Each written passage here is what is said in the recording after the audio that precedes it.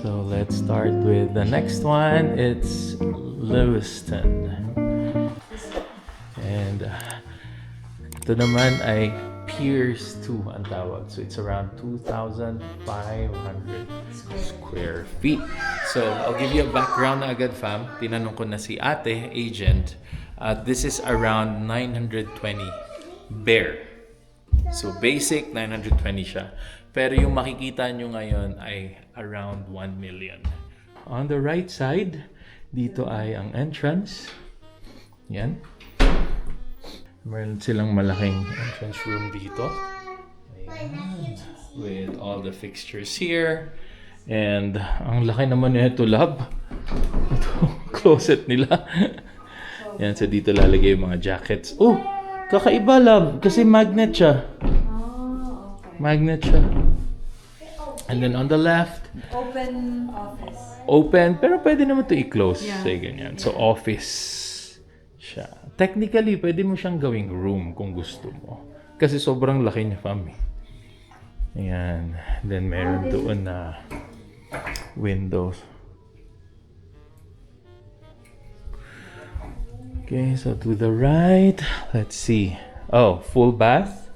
Yung nandito, fam. Full bath siya from up, down. Ganda.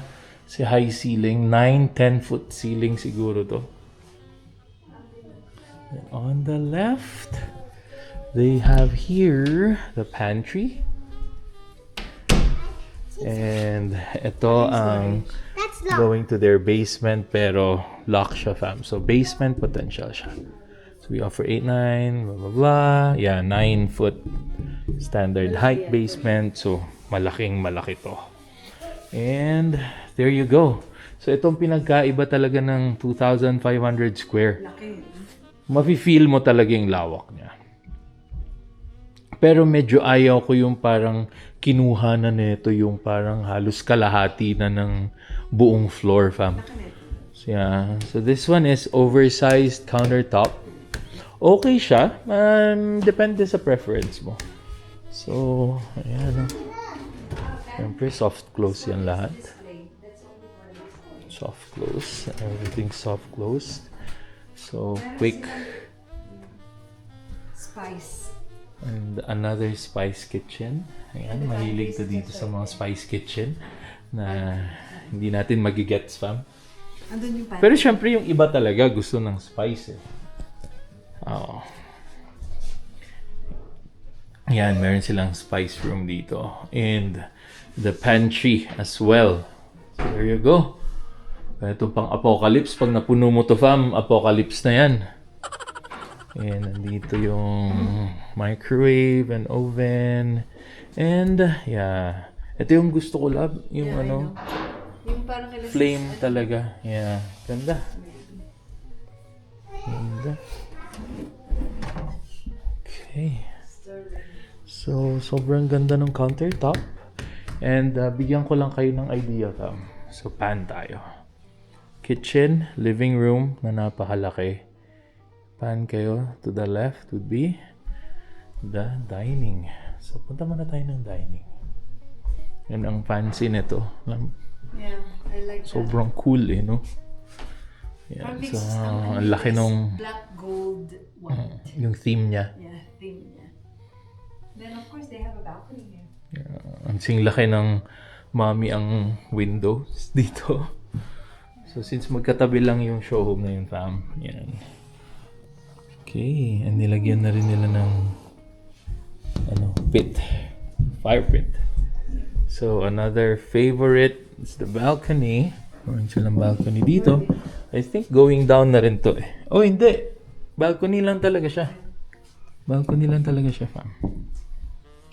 And the living room. So, ang ganda din. You just put your, ano dito? Big TV. Yeah, big TV. Yan dyan sa tapat. Okay. Yung setup nito, love, mas gusto ko yung nasa kanina. Kabila. Although, mas maliit yun. Yeah. Mas maliit yun, pero parang mas gusto ko yung setup nun. Ito parang super boxy siya. Yeah. Although, fam, sobrang ganda. Diba? At saka ang laki. Again, let's go up. Gusto mo? Oo. So, yung sabi ko nga, fam, yung kaninang stairs, para kang nasa gitna papasok. Yeah, Ito, para siyang nasa gilid. So, mas gusto ko yung layout nung kanina. So, there you go. Ang lapad nung width nung stairs. And meron sila ditong big window. So, yan. Ganda. So, this is the family room. Again, love. With the family room, I like that one better.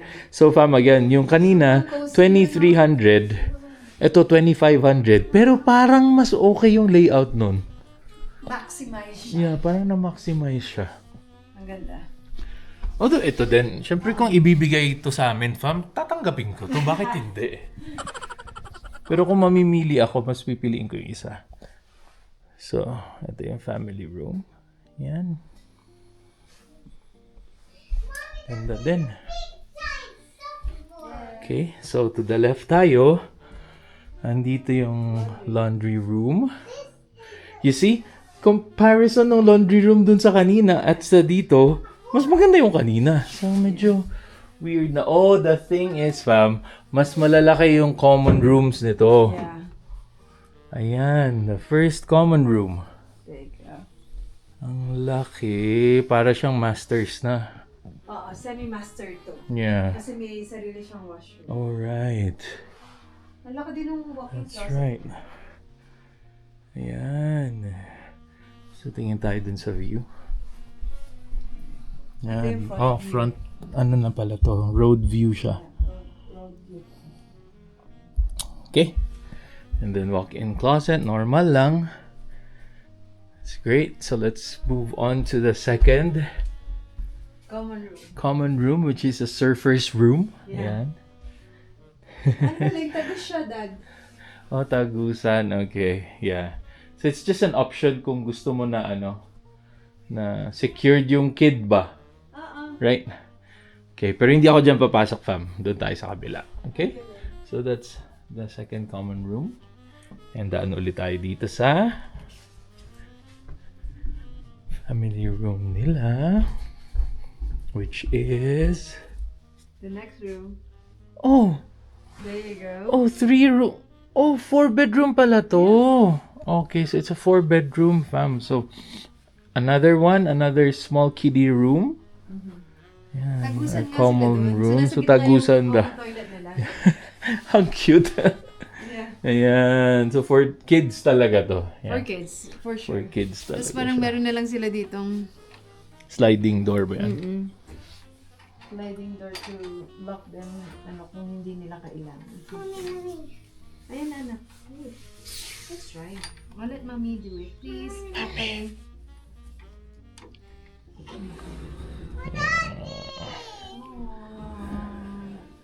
Okay. So, let's move. So, again, quick pan tayo dito sa third common room. Actually, yung isa, fam, na nandun kanina, master's room na yun eh. Considered eh. Mini masters. But then, this is the main, where the magic happens. This is the master's bedroom. Ganda. Okay, so quick pan tayo naman dito. Grabe yung washroom. His and hers talaga na. Okay, so dito muna ako sa walk-in closet. Okay. Yung masyadong malaki yung walk-in closet, surprisingly. Pero okay na pa rin naman. Then, let's go to the toilet.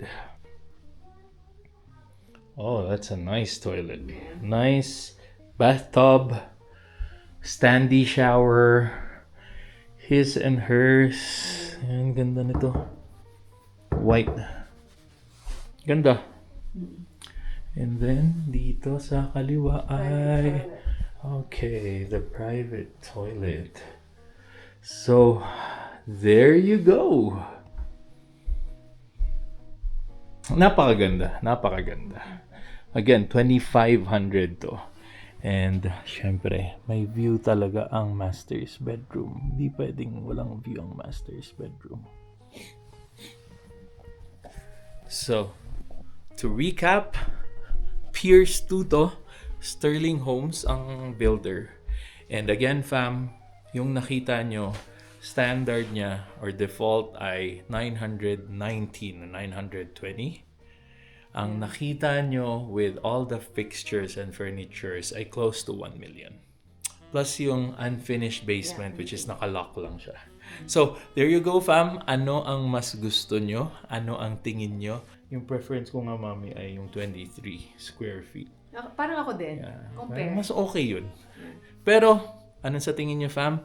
Comment down below. And that's all for today's quick tour.